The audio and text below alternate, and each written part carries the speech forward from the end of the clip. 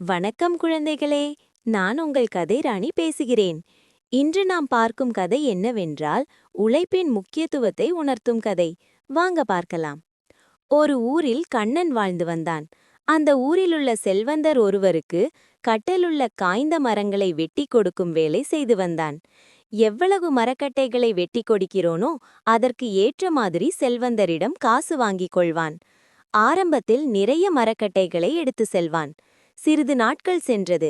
கண்ணன் கடினமாக உழைத்தாலும் அவனால் ஏனோ நிறைய மரக்கட்டைகளை வெட்ட முடியாமல் போனது. இதனால் கண்ணன் முகம் அதிக கவலையுடன் இருந்தது. இதை செல்வந்தர் கவனித்தார். உடனே அவனிடம் என்ன ஆனது என்று கேட்டார்.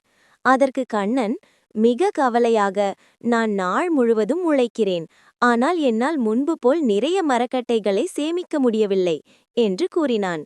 அதற்கு அவர் சிரித்துக்கொண்டே, உழைப்பு அவசியம்தான், ஆனால் புத்திசாலியாக உழைத்தால் மட்டுமே அதன் பலன் நமக்கு கிடைக்கும்.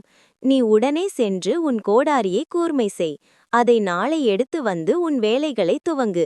அதற்கு பிறகு என்னிடம் வா என்று கூறி வைத்தார். அதேபோல் கண்ணன் தனது கோடாரியை கூர்மை செய்து அடுத்த நாள் காலை தனது வேலையை செய்ய துவங்கினான். அந்த நாள் முடிவில் வழக்கத்தை விட அதிக மரக்கட்டைகளை வெட்டியிருந்தான். மிகவும் சந்தோஷமாக அதை எடுத்து வந்து செல்வந்தரிடம் கொடுத்துவிட்டு நன்றி கூறினான். தான் செய்த தவறையும் புரிந்து கொண்டான். அன்றிலிருந்து சிறிது நாட்கள் இடைவெளி விட்டுவிட்டு கோடாரியை கூர்மை செய்ய துவங்கினான்.